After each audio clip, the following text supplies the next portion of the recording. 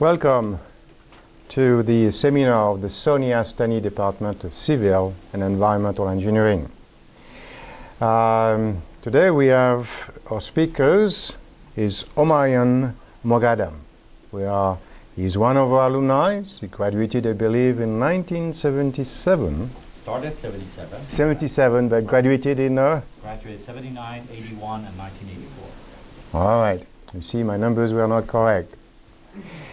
So he is currently the Division Manager and Director of Regulatory Affairs of the City of Los Angeles, Department of Public Works. He has been with the City of Los Angeles 27 years. He started his city careers with the Department of Building and Safety. He was promoted to the Los Angeles Department of Water and Power and has been with the Department of Public Works for the last 22 years in different capacities.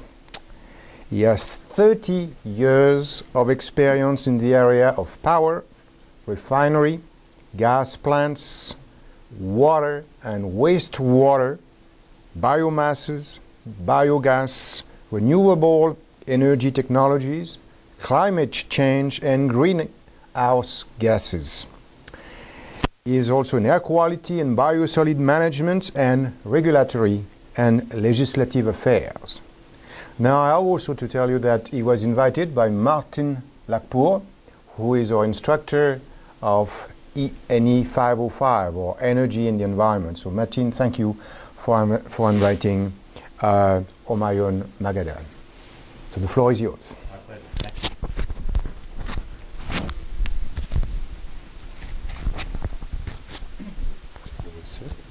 Excellent, sir.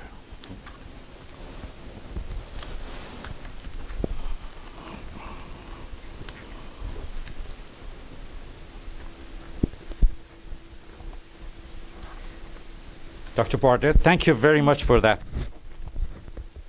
elegant, I would say, introduction with French accent. That was wonderful. Merci beaucoup.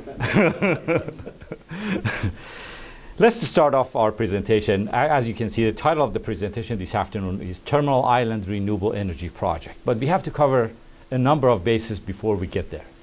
And I'm pleased to hear from Dr. Masri and a few others in here that they have heard about a term called biosolids. So that's where our presentation begins. What is biosolids? Biosolids is a new term used to describe municipal treatment plant organic material, or organic solids, which are tested and determined to be safe for land application. Why land application? Before we even talk about wastewater facility or else, you might want to know that in agricultural business in the United States, millions of tons of fertilizer is used for growing crops, and obviously biosolids is one of those fertilizers, although we don't talk much about that. But before we talk about biosolids and fertilizer, we need to kind of cover a little bit about wastewater facility. What is a municipal waste facility? The background picture you see is the aerial photo of Hyperion Treatment Facility in Southern California. It's sitting actually in the southwest corner of the LAX runway. So for those of you who wish to visit that site, please don't hesitate to give me a call, or Dr. Martin Lacpour or others to coordinate the tour of that. I have one of my offices sitting in this building right there, and another office in downtown, and we'll be talking about our treatment facility a second. This facility is serving 3.8 million population of City of Los Angeles. Although we have 3 other facilities, one, Los Angeles Glendale, is sitting obviously at the border of City of Los Angeles and City of Glendale, and the other one in the Central Valley, near I would say Van Nuys. It's called Donald C. Tillman Facility. Those 2 upstream facilities are very much reclamation facilities. In other words, we take the water out, we take the treated water out, use it for golf courses or other applications, or put it in the LA River, and the residuals associated with the treatment in the primaries, secondaries, headworks, and else is pumped into the pipe and down to Hyperion. In other words, the receiving end of all those discharges is still Hyperion. So without going too much of the details, 4 trunk pipelines bring wastewater to a facility such as Hyperion treatment plant. And by the way, I didn't talk about 4th treatment plant, which is Terminal Island, and that would be the subject of the discussion this afternoon, but we'll get there. 4th trunk pipeline brings wastewater to this facility. The treatment begins from separation, which is called headworks and primaries, physical separation in headworks, chemical treatment in primaries, biological treatment in the secondaries, and then the residuals from all those tanks is pumped into these egg-shaped digesters, and from that point on we generate a byproduct called biogas or digester gas. Okay, to give you a scale of this, 320 to 350 million gallons a day of wastewater is received in this facility. This facility generates 8 million cubic feet of digester gas or biogas at a BTU value of better than 650 BTUs per standard cubic feet. Natural gas is 1,000 or so, 1,030 BTUs per standard cubic feet. So that gives you an idea of the value of the energy embedded in these organic material that's being received in the wastewater facilities. Okay? Despite all the digestion, and I'm not here to talk about digestion process, although I'll be more than glad to do that in another seminar, despite the digestion process that's going on here, still 65 to 70% of carbon value of biosolids, of the wastewater still embedded in that component of it is called biosolids. And that's the type of material that's been shipped out into Valley, Kern County, almost 130 miles away, one way, for a total round trip of 260 to 290 miles per day for every truck that's going out there. So stay with me on the issues related to the pollution associated with this truck traffic, as well as the carbon footprint with the odors and organics and VOCs that's coming out. But nevertheless, biosolids that's been pumped into these digesters is sitting in there. We are pumping steam into these digesters to maintain them thermophilically at temperatures of 130 degrees Fahrenheit. Keep that in mind, because that temperature is required to maintain and reduce the pathogen level in the digesters. For digesters operating at that kind of temperature, we produce Class A biosolids. So from now on, if someone asks you, what is Class A biosolids? You can say that a biosolid that has gone through the thermophilic temperature condition of 130 degrees or so for 24 hours period, minimum of 24 hours period, to generate that kind of biosolids. If you have any questions, please don't hesitate to raise your hands, because I have to rush through this to get to the presentation itself. So no questions on the treatment facilities so far. Let's move on then. This is one of the egg-shaped digesters that's sitting at the Terminal Island treatment plant, the 4th treatment plant that City of Los Angeles is operating. It's sitting at the heart of the San Pedro, between 5, I would say, smaller communities of Wilmington, Harbor Gateway, Central San Pedro, Coastal San Pedro, and Southwest San Pedro community. The biosolids that we generate from wastewater facilities is going north from City of Los Angeles, is going north, as I said, for the round trip distance of 270 miles. In our city-owned farm, we have a farm over 5,000 acres of farm. We are growing non-food type of crop, mainly cotton and alfalfa. Cotton is for non-human use. Okay, and that biosolid is being used mainly as fertilizer out there. For those of you who have some knowledge about fertilizer and chemical engineering of that, what we're taking from this is a nitrogen, phosphor, moisture, and minerals. So what happens to all that 65 to 70% carbon value in this gooey, spongy material called biosolids? That carbon, unfortunately, aerobically, over the course of many decades, will convert to CO2 and ends up as a greenhouse gas. Okay? So that's the target of our discussion this afternoon. How can we benefit or recover the resources associated with the carbon value of this material called biosolids, which is one of the 3 byproducts of a wastewater facility, I would say, conventional wastewater facility. Let's share some numbers with you. Over 1 million tons of treated municipal biosolids is generated each year from Southern California. 5 agencies: City of Los Angeles, LA County, Orange County, San Bernardino, Riverside combined, and Inland Empire. And there is another 100,000 tons per year or so from smaller agencies such as Oxnard and a few other smaller cities. Just think about that. 1 million tons from 5 agencies in Southern California.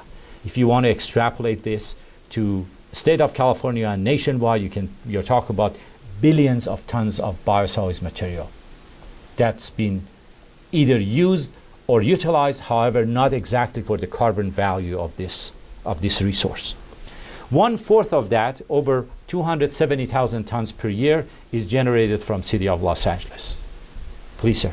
When you scale it per person, that would be about 20 million people generating 1 million tons? 18 million to be exactly, 18 million people generating 1 million tons of biosolids. Absolutely. Very good. Currently, the city's pathogen-free, exceptional quality Class A biosolids is land spread in farmlands, Kern County. However, that was until the point in time that we introduced this new project called Terminal Island Renewable Energy Project. So back to Dr. Masri, yes, he was absolutely right when we heard that this material was going to Kern County, and with the opposition we were facing from the community out there, we were going to send it all to state of Arizona, in Yuma, Arizona, and other places. That's why we were urged to come up with alternative biodiversification program, and this project that we are introducing this afternoon to you is the result of that effort, in fact. Before we move out of the subject of use of biosolids on a land farm, or I would say as a fertilizer, this is one of the recent pictures of our farm in Kern County. As you can see, it's a very, very successful and green program. Is a great showcase. However, as I said it before, these plants uptake phosphor, nitrogen, moisture, minerals, and not even 1 pound of that carbon, millions of tons of carbons, has been utilized effectively, and all that carbon ultimately and eventually will transform into carbon dioxide, and as a greenhouse gas will end up into the atmosphere. That's another picture. And by the way, you can see the transmission lines running by, so we may have many other uses for the biosolids, not just the direct injection into the formation as we'll be talking this afternoon, but in the futures we'll be talking about recovery of energy from biosolids in different means, including fluidized bed gasifiers and else, which is the subject of another seminar and discussion. What is T.I.R.E?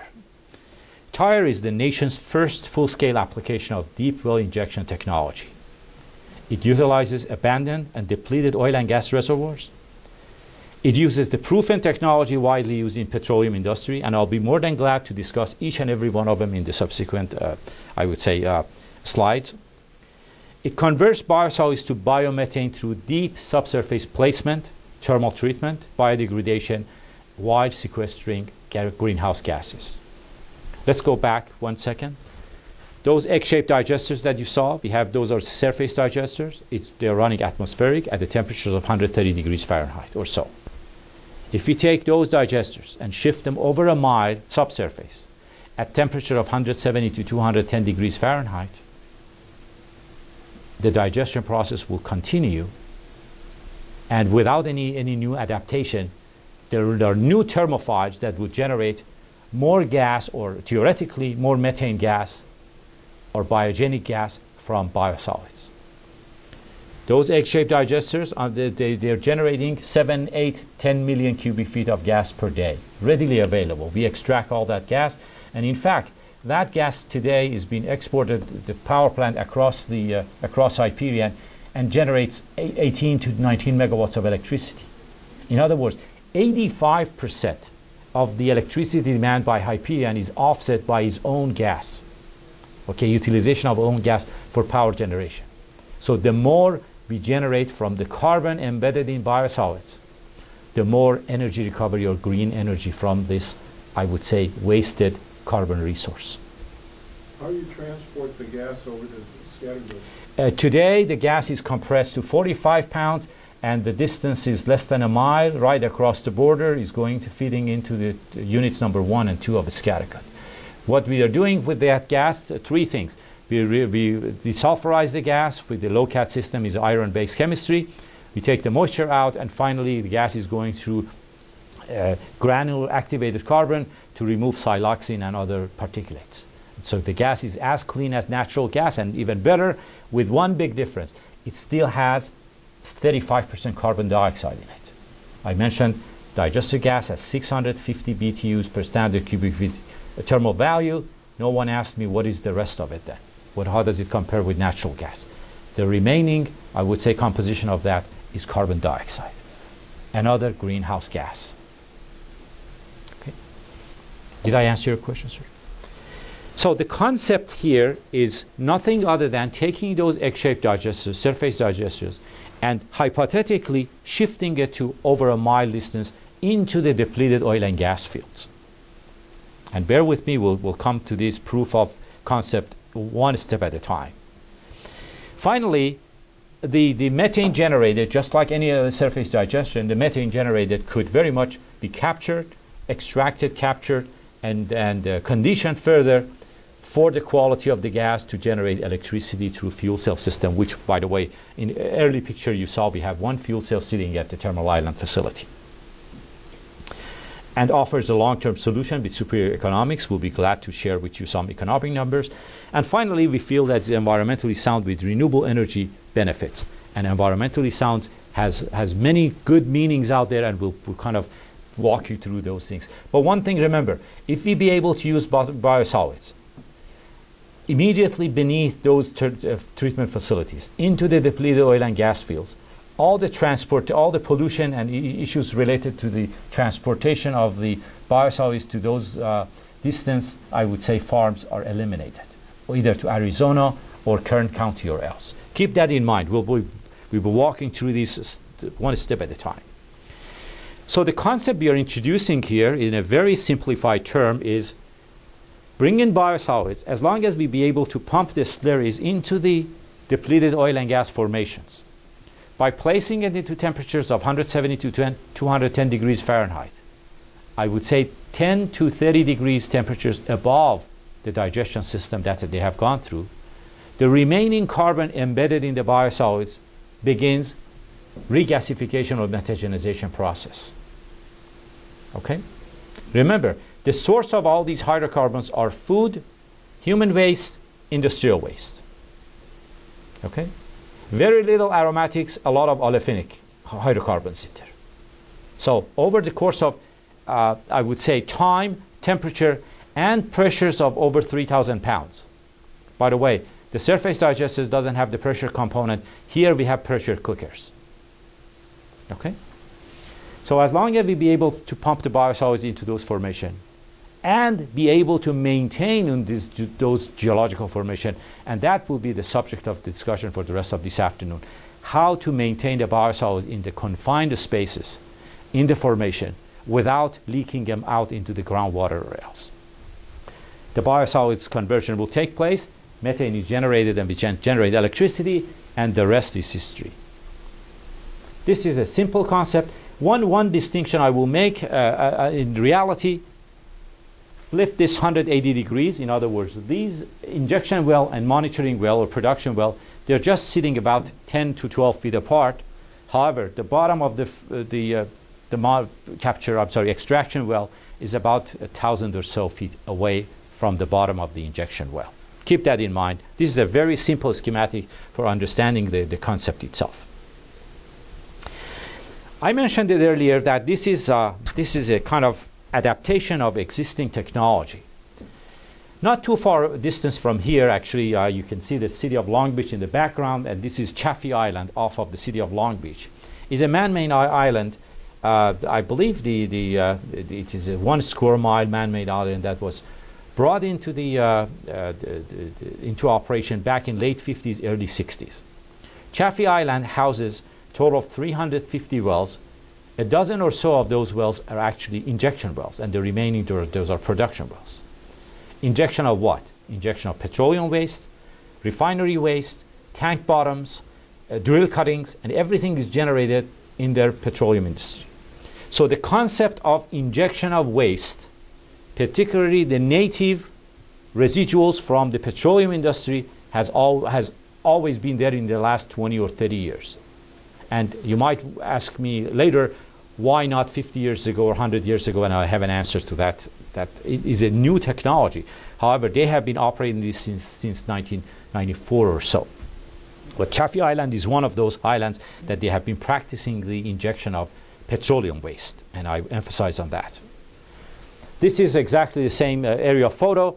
It gives you an idea of how those 350 or so wells is sitting in this oval trench. And this is exactly the same trench. You can see a dozen or so of those things is being painted blue. Those are injection wells, and the remaining are production gas and condensate and residual wells. Yes, sir. What is the total volume of mass injected here in Chafee Island? Great question, because I have an answer. It's anywhere between 400 to 1,200 barrels per day of solid. Okay? At 8% concentration of solid translates to approximately, if I'm not mistaken, 300,000 gallons per day of a slurry at 8%. Okay? Okay, so the concept of injection of waste has been there.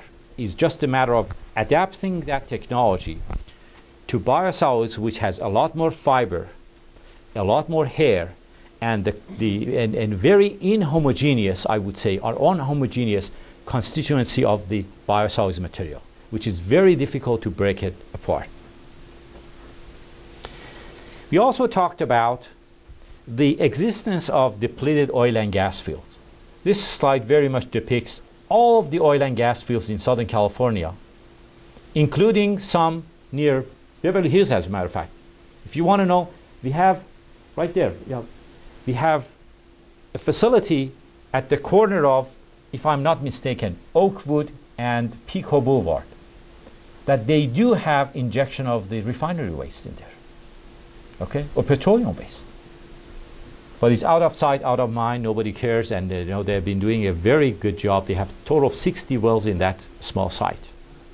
What do the petroleum industry do that to get rid of their waste by injecting it into the ground? That's correct. That's correct. Anything that's not characterized non-hazardous waste, yes indeed. That's exactly the concept of what we are introducing here, which is adaptation of the same technology with injection of biosolids or biomass. But they don't use it to generate new energy. Because the carbon value of that waste is already extracted out. It's mostly sand, I would say inert material, and very heavy hydrocarbon coke type of material that they could not easily extract hydrocarbons away from it. Okay? And as you can see, there are no shortage of the depleted oil and gas fields. And the one that we are focusing on this afternoon is the Wilmington oil field, which stretches from northern, I would say, Huntington Beach all the way to the city of Torrance, with billions of barrels of extraction of the petroleum, I would say, crude from this reservoir since 1905, if I'm not mistaken. The Wilmington oil field was explored in 1905, and there are a total of 4,000 or over 4,000 wells, either existing or abandoned wells on the Wilmington oil field. Keep that in mind. These are all background information I want to share with you before we get into the business of the Terminal Island Renewable Energy Project. One thing I can show here, the Terminal Island is sitting at the southern edge of the largest petroleum reservoir, I would say, or depleted oil and gas fields in Southern California. For those of you who live near LAX or so, you're frequently driving the corridor of La Cienega or La Brea Boulevard. Okay, there are many depleted oil and gas fields, or I would say abandoned fields, in that corridor, in those corridors as well. So keep that in mind. That's where we are targeting as far as the use of or utilization of those resources for the injection of the biosolids. To bring this closer, we had to do an experimental, or I would say demonstration project, which is brand new to EPA and brand new to Regional Board and brand new to Division of Oil and Gas and Geothermal. As you could see, They have permitted many of these sites for petroleum type of waste, but none for municipal waste. So we focused on Terminal Island treatment facility, which is sitting right here. This is Terminal Island. For those of you who live in San Pedro and Palos Verdes, these are Palos Verdes Mountain and city of Long Beach, and by the way, Chafee is right across, right there. Okay, so this is the area we are zoning in. Why Terminal Island? Why did we choose that? Let me bring it on. First and foremost is within the city and treatment facility boundaries. In other words, Terminal Island treatment facility is sitting at the southern edge of the Wilmington oil field. And what better than that? And if we be able to pump bioslurry material into those depleted oil and gas fields and confine them to the I would say entombment, or I would say impermeable layers of the clay and shale, and prevent any of those things intruding into the groundwater, what better than that? As long as there is a side, I would say, metagenization process benefit to that. But bear with me, these are all theories so far. Second, as you can see from the picture in the background, is sitting at the very much an industrial area. One of those wastewater facilities that's not as close as to the residential area as Hyperion is, as an example. But again, we had to choose a site that's most suitable for this kind of experimentation before going out there and replicating this in other type of, I would say, wastewater facilities. Third, ideal geology, and I will emphasize on that 10 times, because without ideal geology, which we will be defining in a few minutes, what does that mean? There is no way that any project of this nature could be permitted. Ideal geology. In other words, rule number one for this project to be successful is to find ideal geology, and we'll talk about it in a second. And lastly, uses the tertiary effluent or brine currently discharged into the harbor. For those of you who may not know, other than the conventional treatment processes that I mentioned, headworks, primary, secondary, tertiary, we do also have a final, I would say, the purification process or treatment process called microfiltration reverse osmosis. For every 10 gallons of the treated purified water that's coming out of microfiltration reverse osmosis, 1.7 gallons of brine is generated. Brine is a very polite term for this. I would say that most concentrated toxicants that's coming out of the microfiltration reverse osmosis is all constituted in this brine. So, and that brine today, or whatever, it was discharged into the harbor.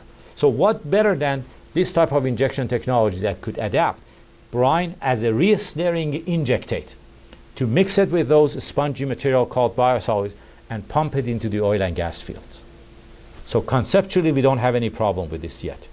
That's a theory. Take the brine, take the biosolids, re-slurry these things, and pump it into the depleted oil and gas fields. And let the carbon value that's sitting in the biosolids to generate methane and other I would say, beneficial byproducts. We'll get there in a second. So that's also the brine component. For doing so, we will start from geology, and that's been the key. We started with drilling the first well at the site of Terminal Island Treatment Facility to the depth of 5,500 feet, and we stopped there.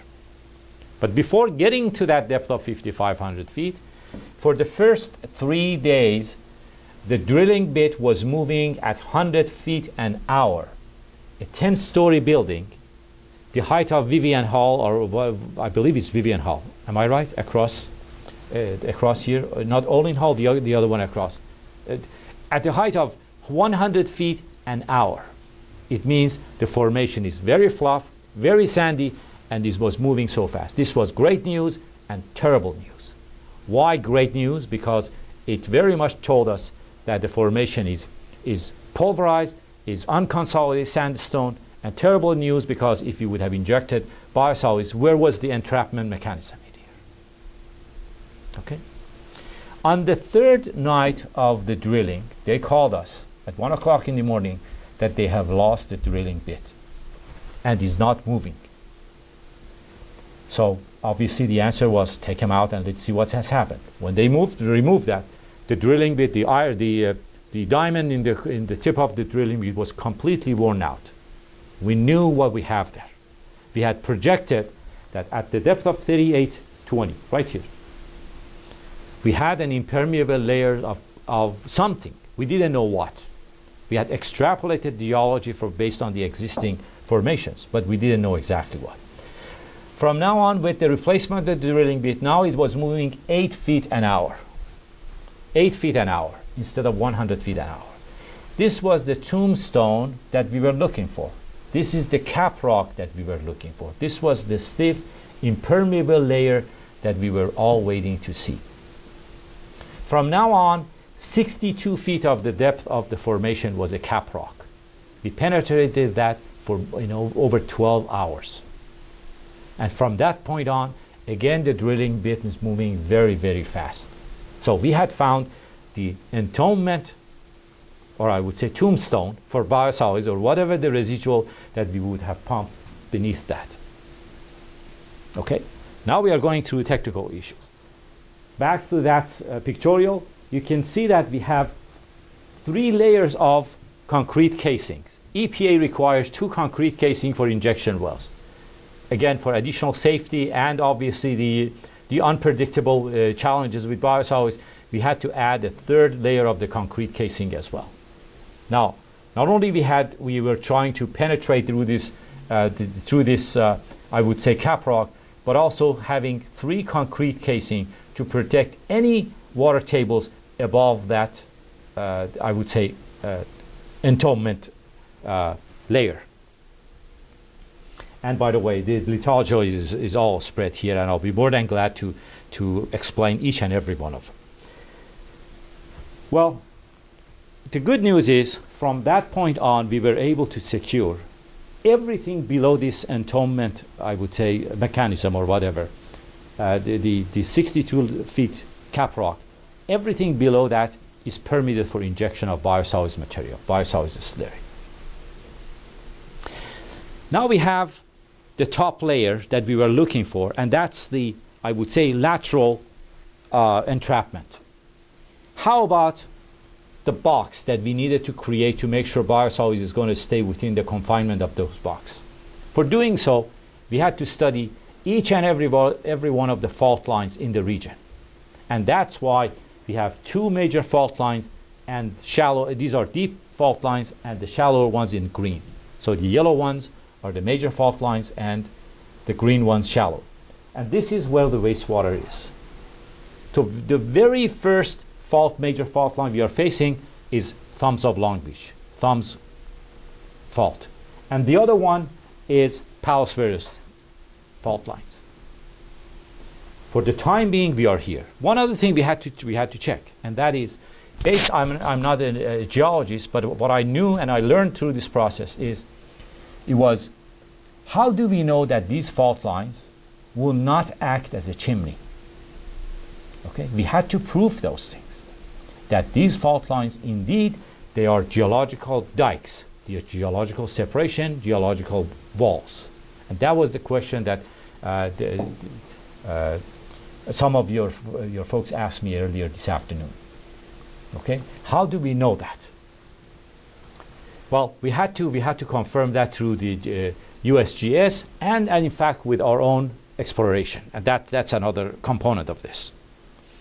By the way, I have Chafee Island right here, and another island out of those 4 man-made islands off of City of Long Beach. Those are there.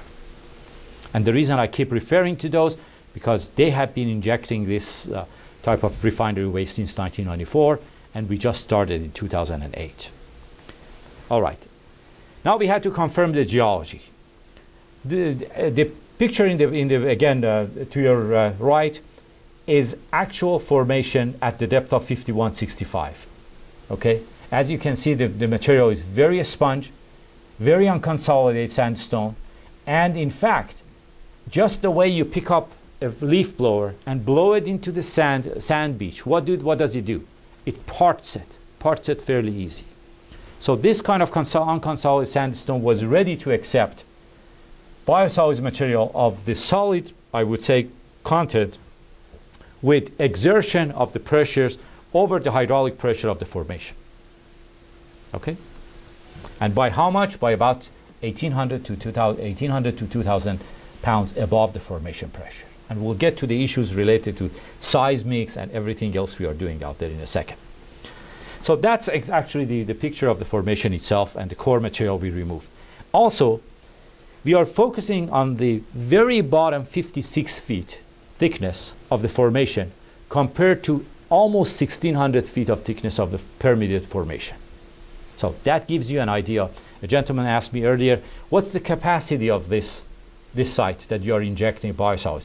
My answer is, we have started from 56 feet, and we have so far today over 26 months of operation. So you can extrapolate that to the number of, I would say, formations above that, which is almost 1,600 feet.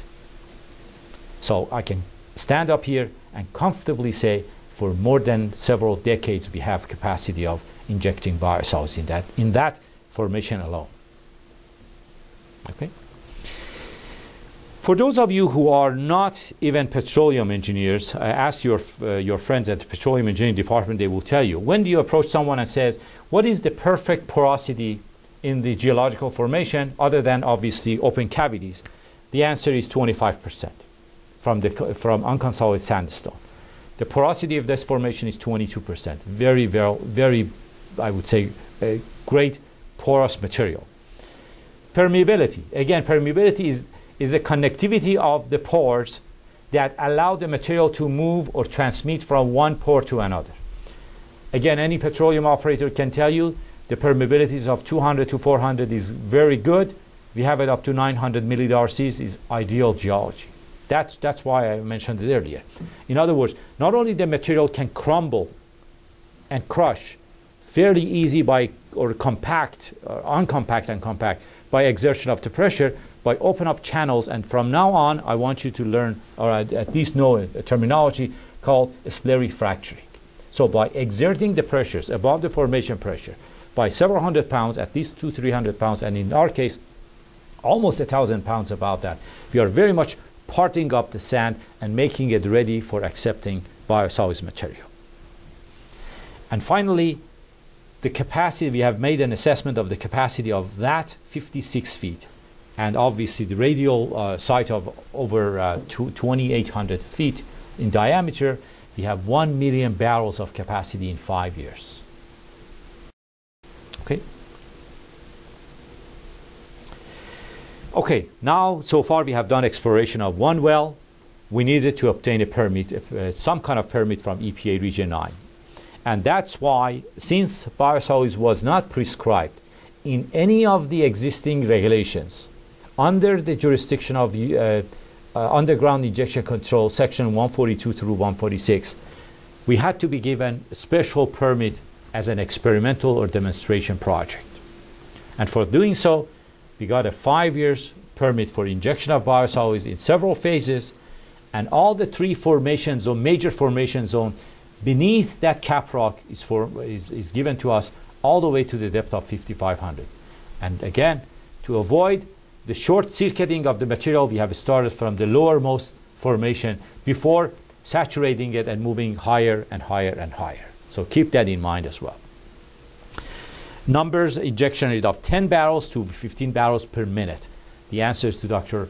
Earlier, they asked me, what is the capacity of the petroleum waste units?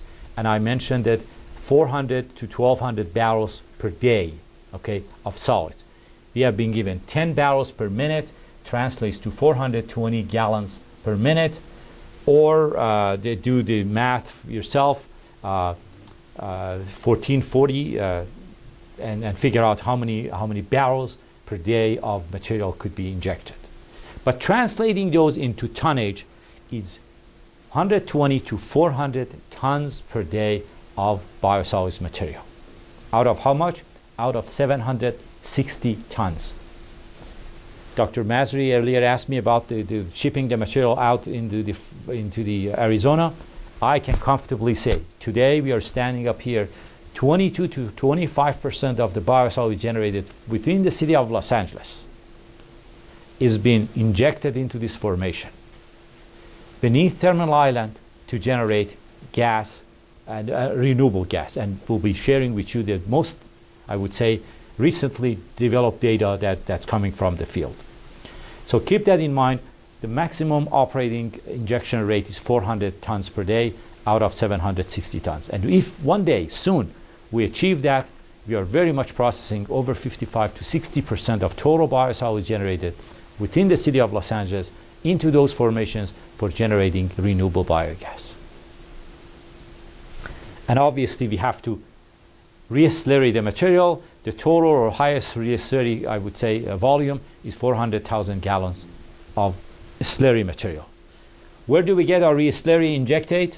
That brine, the effluent. Any of those injectates could very much be used for mixing this to a slurry condition of 8 to 11% and pump it into the formation. Well, I don't have to bother you with the details, but this is the tank farm was sitting on the north side of the site.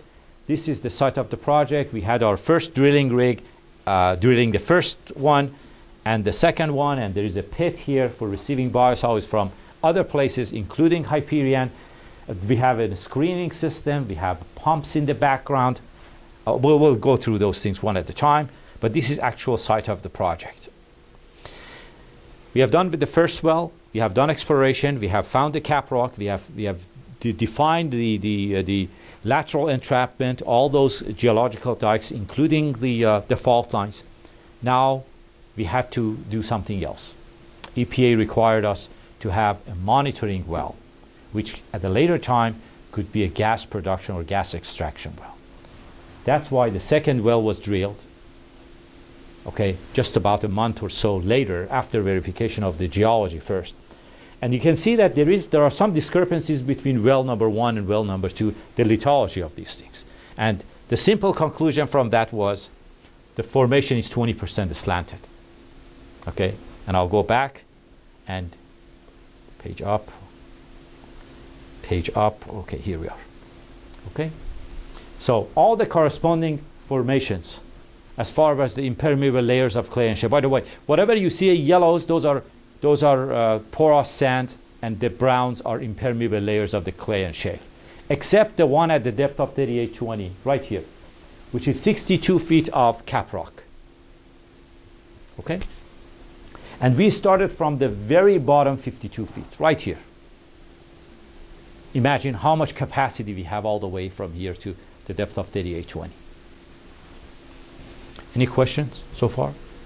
All right, so SF2 is completed. I have to kind of give you a hint that although the SF2 and SF1, they are just about 10-12 feet apart on the surface, but the bottom of this is sitting about 1,000 feet away. In other words, it's a directional well that we drilled, and intentionally, because we wanted just to capture the highest and the broadest radius that we could do. To give you an idea, let's go back. The bottom of the second well is sitting beneath those tank farms at the depth of 5,000 feet or so. Okay, now the site is cleaned up. All the drilling rigs are gone.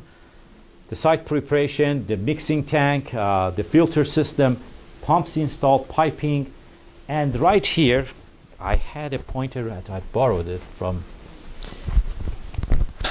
no, I have it. Okay, let's do it this way for now.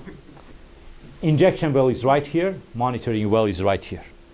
Okay, and the bottom of the monitoring well at the depth of over a mile is sitting beneath those tank farms. Okay, that's so far one injection well and one monitoring well, which could very much be used as the production well when the gas generation is happening, and we'll talk about it in a second. Well, this is the picture of the third well that we drilled just recently, and I will tell you the reason for it. By the way, we see the new pumps installed, and the third well had to be drilled. Why is that? When we found that the monitoring well was the up deep of the injection well, that was a great news. It saved us almost $2 million by just being lucky to have the monitoring well up deep of the injection well. Why is that? Because if we have any gas production, gas migration usually takes place, you know, upward, up deep, okay?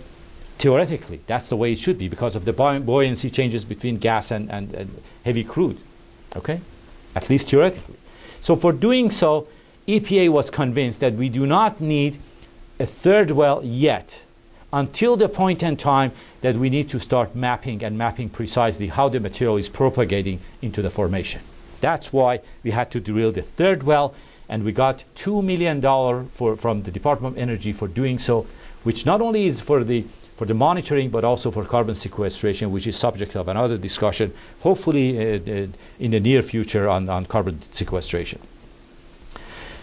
Okay, no question about this. The pumps are installed. As you can see, the pumps are painted orange, but at a later time it become blue because we had to replace those things with brand new, I would say, permanent pumps.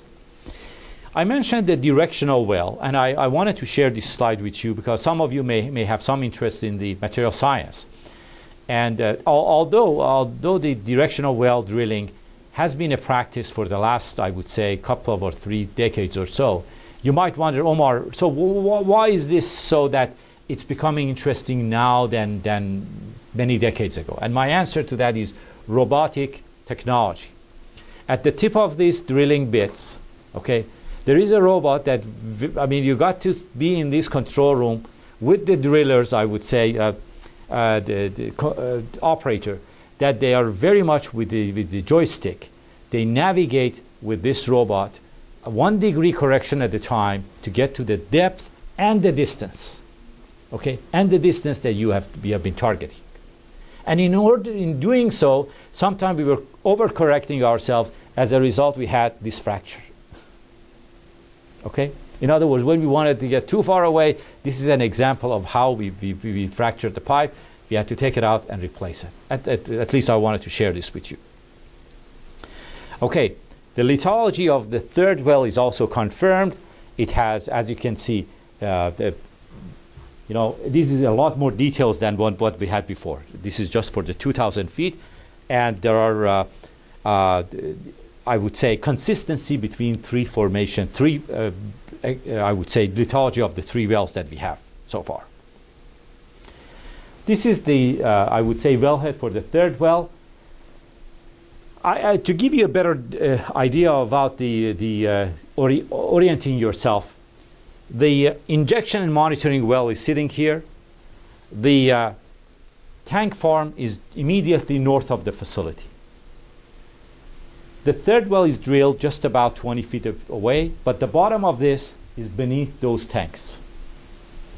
Okay. The reason I'm emphasizing on this, and I wish we had a better mapping of this, you will see it later, to cover as much, I would say, a plane as possible, to be able to have a good mapping of how the biosolids is propagating and moving into the formation. That's the purpose of it. So although the 3 wells on the surface, they are just about 10 to 20 feet apart. But at the bottom, we are covering almost more than, I would, 3/4 mile radius. I'm sorry, diameter. At the depth of a mile below subsurface. That's the wellhead. No need to say that.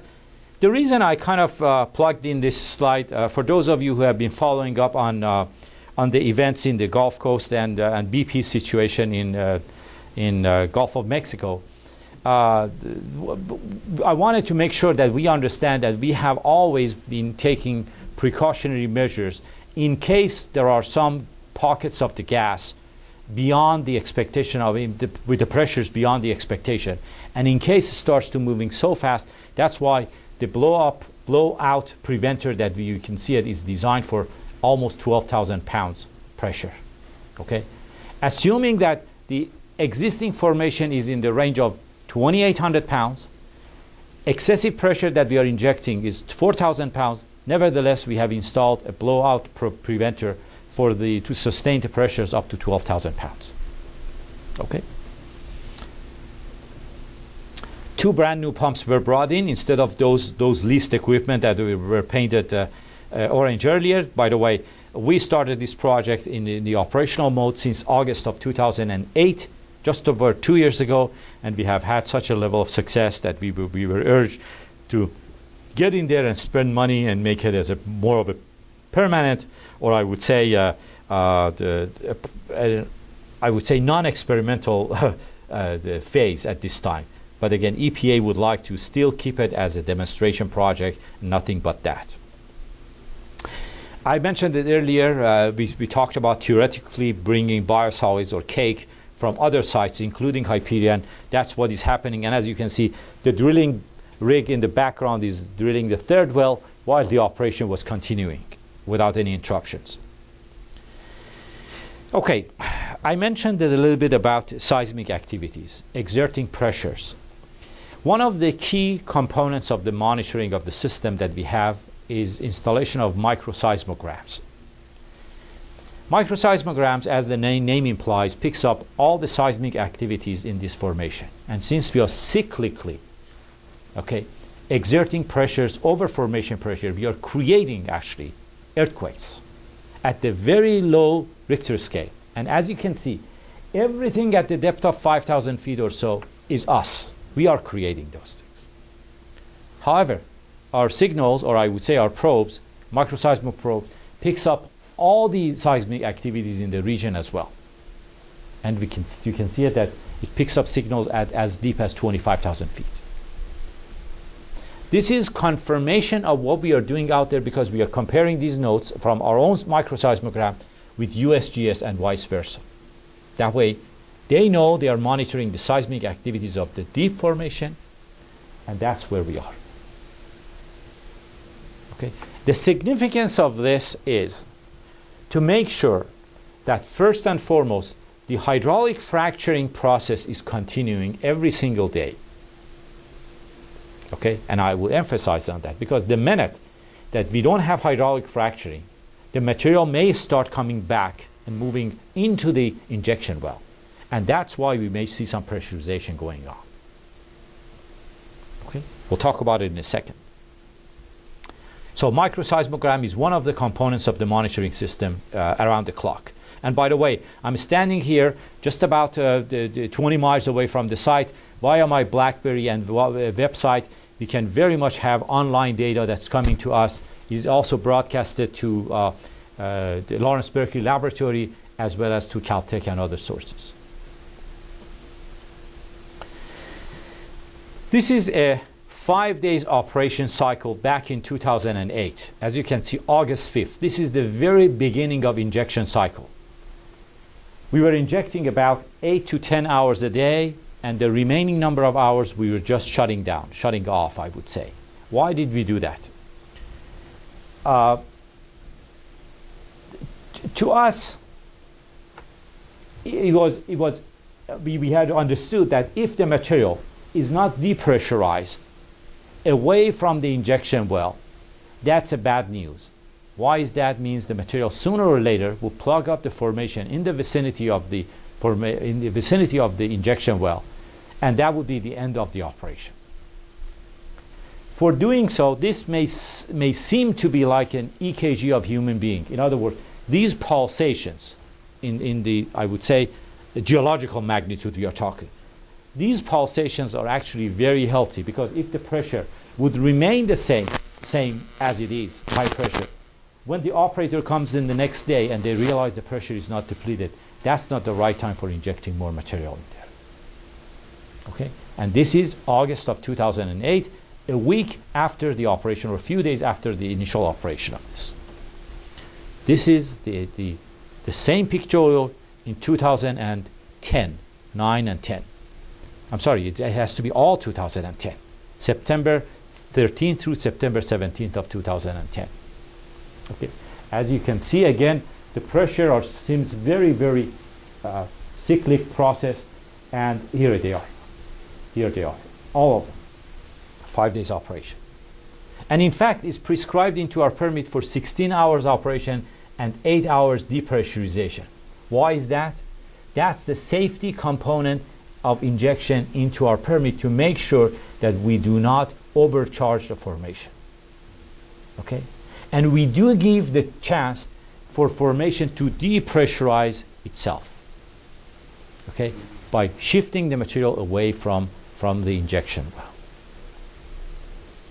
okay, and creating those parting of the sands or slurry fractures. Any questions so far? Yes, you're injecting just above the ground surface. So in other words, you can see uplifted the ground surface. Chafee Island is injecting, covered by the sea floor, and so you don't see it. So you're more exposed than the oil company.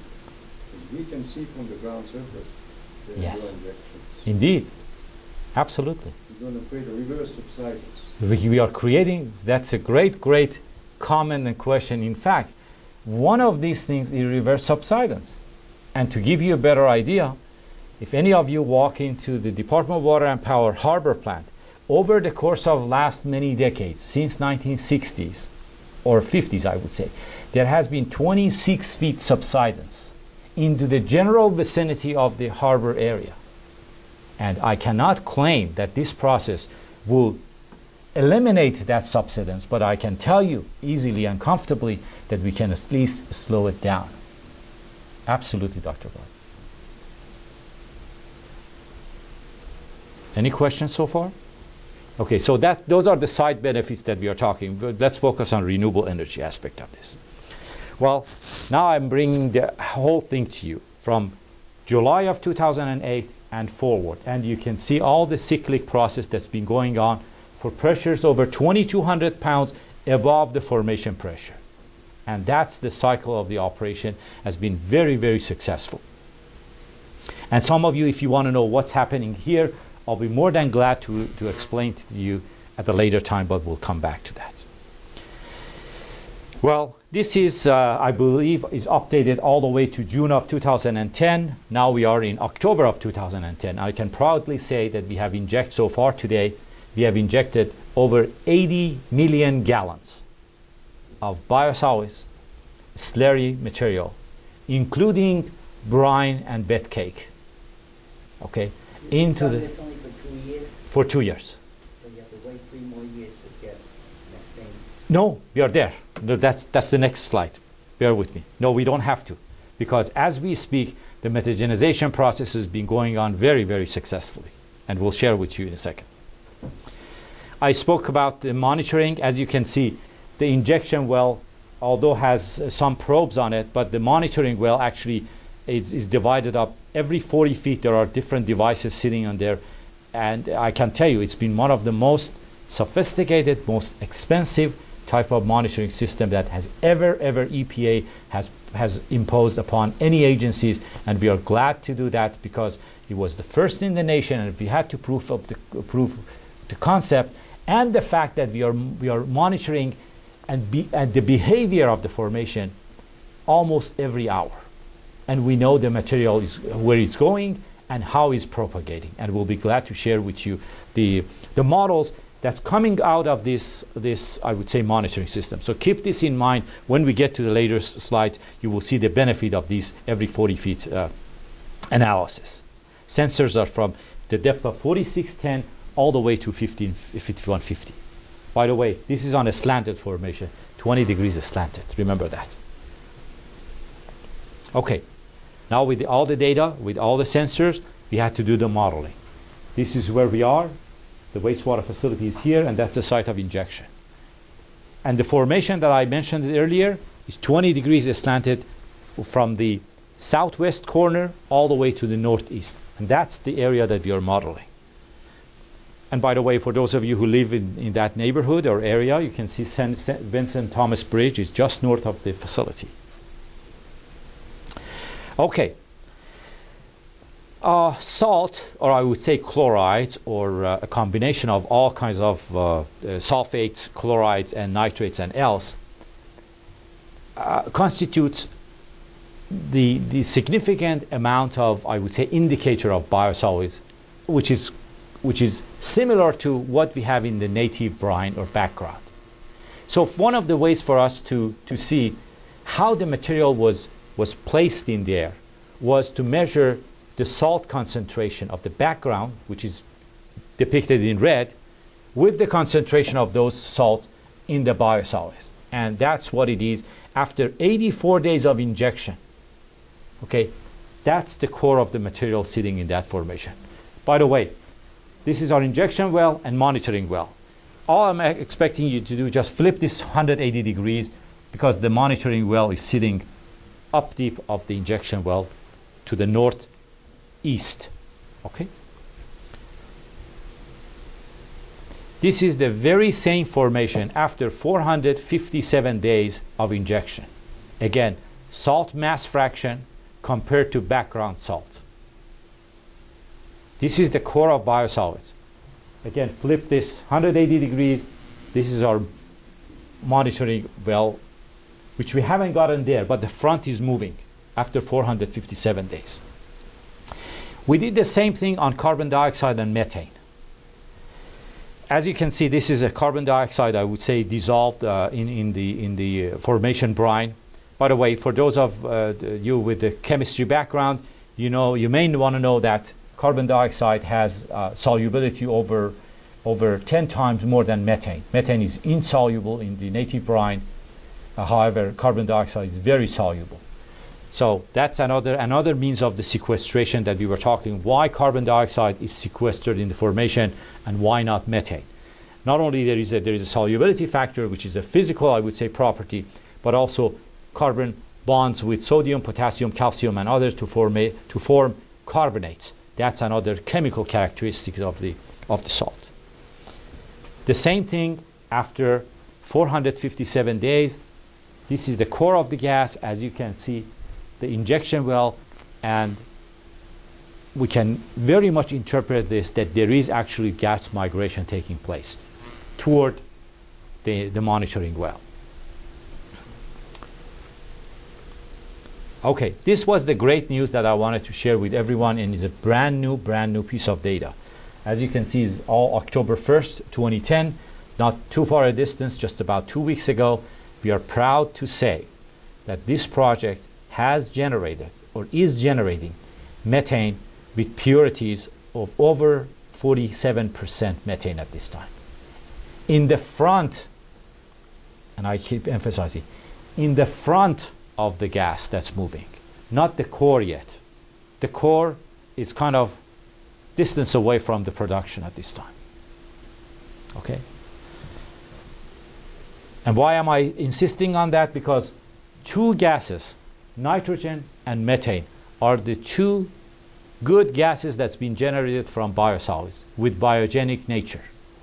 Look at carbon dioxide, somewhat less than 0.02%.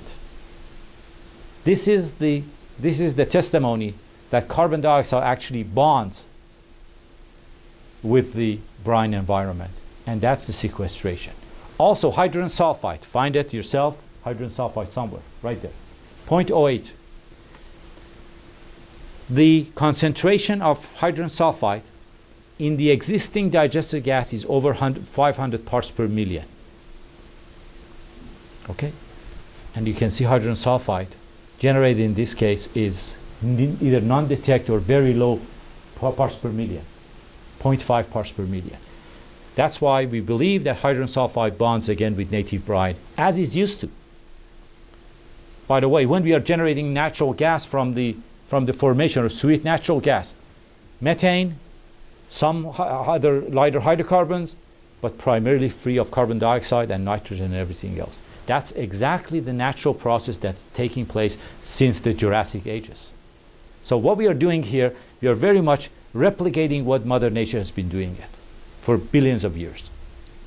And I wanted to share this piece of data with you because not only we are monitoring the hydrogen sulfide, carbon dioxide, and nitrogen and methane, but also all other sulfur compounds, including mercaptans, and they are all very, very consistent. Okay, I'm kind of wrapping it up.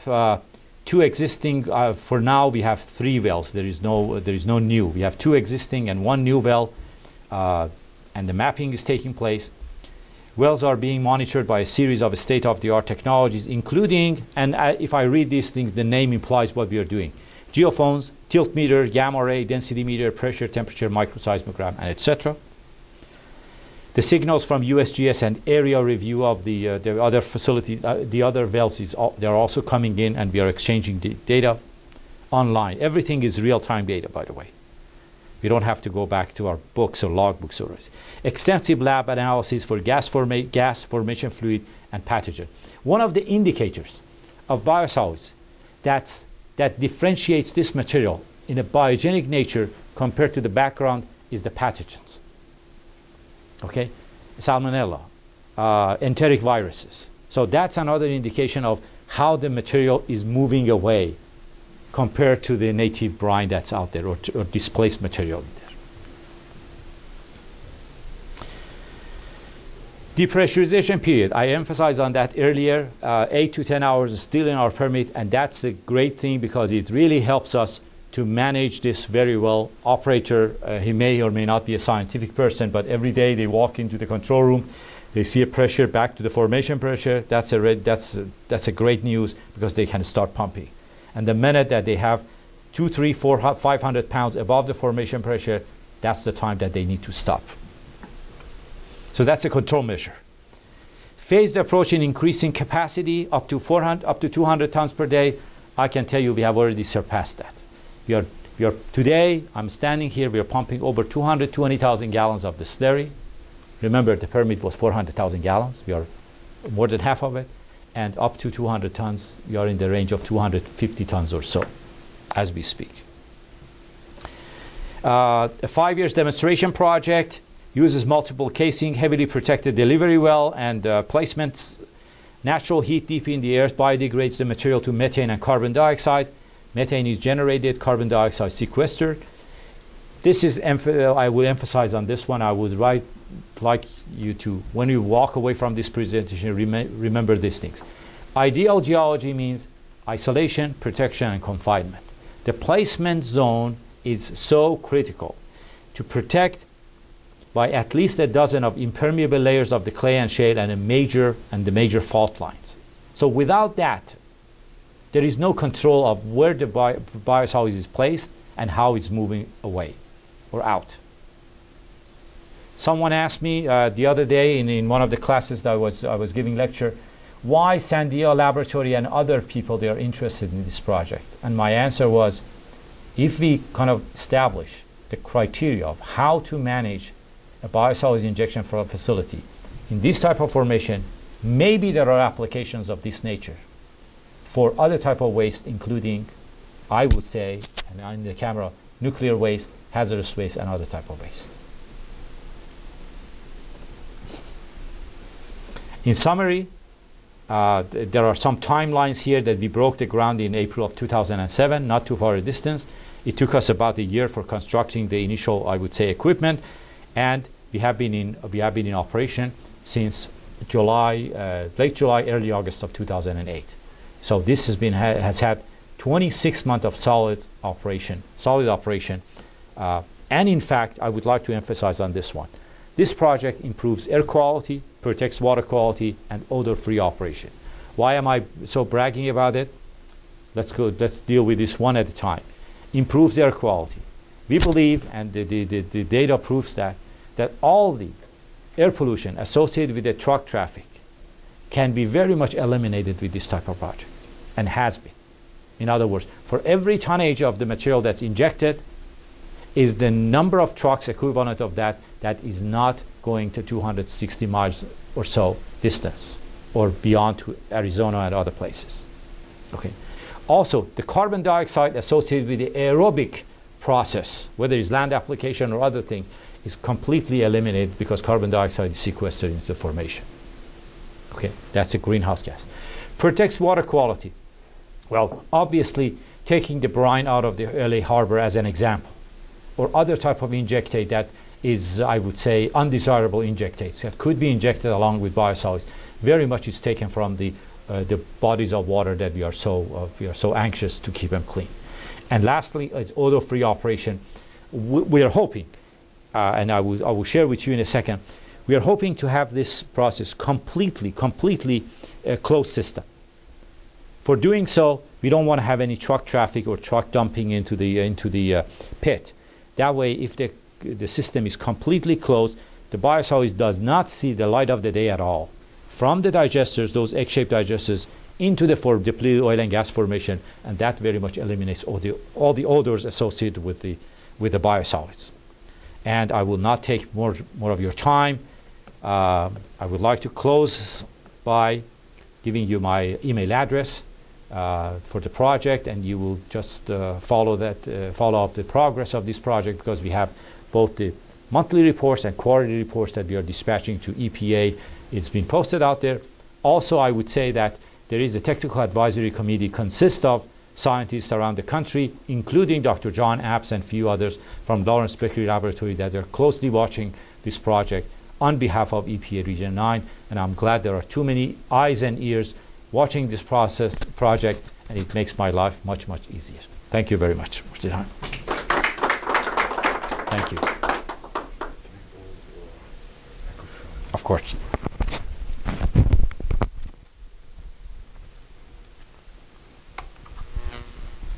Thank you very much. So I think the seminar must have been very interesting, because I look at the clock, we are 20 minutes past usual time, but we didn't tell that the speaker, so we could not interrupt him. But we could certainly take a question from the audience before we wrap it up. We have to speak in the microphone. Just hold it like that, okay? So could you measure the rate of decreasing mass, like the biosolid decreasing mass? Could you measure the rate of the decreasing rate of biosolid? Yes, obviously. The answer is when you have 65–70% of carbon. Yes. 65 to 70% carbon embedded in this. In fact, the biogenic nature of the gas generation is being confirmed for quality. What you saw in that tabulation was the quality of the gas, not the quantity yet. We haven't reached to that stage to quantify how much gas will be generated from this, although we have some ideas.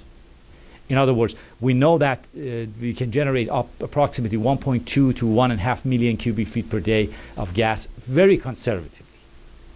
Not even assuming 100% of those carbon values will transform to methane. So we have some ideas, but we have not quantified it based on the data. What you saw in that tabulation was the quality of the gas itself. I have a quick question. It's going to be the last question, I'm sorry. Have you looked, we didn't talk about the feasibility, the economic or the financial feasibility of this new process compared to the traditional wastewater treatments? And I was thinking that, why do we need wastewater treatment now? We should just inject it and have the digester now to be at depth. So are you going to put out of business all the existing wastewater treatment plant? Well, the answer is we will not. The key criteria for success of this project was ideal geology. We do not have ideal geology everywhere that we intend to inject this thing. That's why the critical component is the geology. However, as far as the cost savings, I can tell you comfortably that all the costs associated with the dewatering facility, for those of you who are familiar with the biosolid generation, after the digestion, the digested sludge is going through a centrifuge cycle, which is nothing other than the spin cycle of your washing machine. For taking the moisture to taking the water out is 3 times more electricity intensive than pumping. We are very much bypassing the centrifuge facility at Terminal Island, 100%.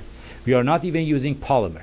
So cost associated with the trucking or hauling, cost of polymer, cost of the centrifuging is all eliminated. Back to your question as far as can we inject biosolids without even digestion system? I would say probably we have to do a cost analysis, because when we can extract digester gas readily available without a lengthy, I would say, geological digestion process, why don't we extract that the way we are doing it and utilize it to generate electricity and else, and that either is scattergood or fuel cell or whatever, and then deal with this as an aftermath of that. And those are the economics that we have to put all weigh against each other. Cost of digestion. And remember, I mentioned earlier that digestion needs to be maintained at temperatures of 130 degrees Fahrenheit. That in itself needs a heat source. So the heat source can also be eliminated from that. So those are all part of the great question, part of the economic assessment that we need to do after the initial viability issues are established. Thank you very much. So now it's time to thank our speakers. Thank you very much for My this. pleasure, sir. Thank you.